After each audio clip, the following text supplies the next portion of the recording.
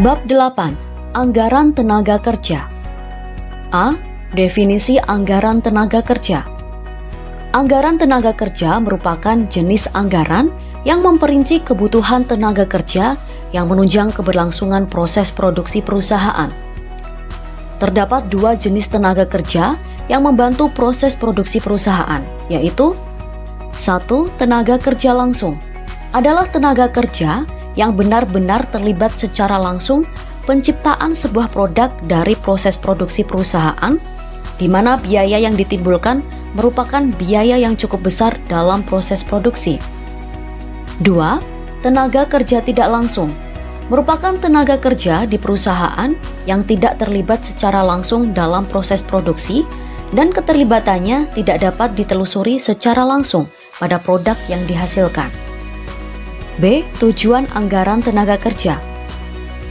Tujuan utama dibuatnya anggaran tenaga kerja adalah sebagai berikut.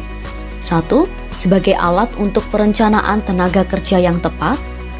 2. Sebagai alat kontrol biaya tenaga kerja sehingga perencanaan biaya tenaga kerja lebih efisien. 3. Membantu perhitungan harga pokok penjualan dengan tepat. C. Faktor-faktor yang mempengaruhi anggaran tenaga kerja. Anggaran tenaga kerja hanya mengatur tentang anggaran tenaga kerja langsung, sehingga ada beberapa faktor yang mempengaruhi penyusunan anggaran ini, di antaranya sebagai berikut. 1. Perencanaan produk yang akan diproduksi baik dalam jenis produk maupun kuantitasnya. 2. Standar waktu yang ditetapkan dalam serangkaian proses produksi. 3. Sistem pembayaran upah tenaga kerja.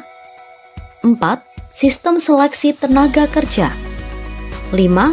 Peningkatan kompetensi tenaga kerja melalui pelatihan. 6. Sistem controlling dan evaluasi tenaga kerja. D. Menyusun anggaran tenaga kerja. Dalam penyusunan anggaran tenaga kerja dilakukan melalui serangkaian langkah-langkah sebagai berikut. 1. Melengkapi daftar kebutuhan tenaga kerja yang mencakup beberapa komponen pokok, yaitu A. Jumlah tenaga kerja yang dibutuhkan dalam setiap proses produksi. B. Jenis atau kompetensi tenaga kerja yang dibutuhkan. C. Proses apa saja dari produksi yang membutuhkan tenaga kerja. D. Sistem pengupahan tenaga kerja. 2. Perhitungan standar kerja tenaga kerja. Komponen utama dalam perhitungan standar kerja bagi tenaga kerja dalam sebuah proses produksi meliputi A. Jumlah jam yang dibutuhkan untuk proses produksi. B. Jumlah jam yang direncanakan. C. Selisih waktu. 3. Perhitungan sistem pengupahan tenaga kerja. Dalam sistem pengupahan tenaga kerja terdapat 3 model pengupahan, yaitu model upah harian, sistem upah per produk, dan sistem upah bonus. Bab 8 selesai.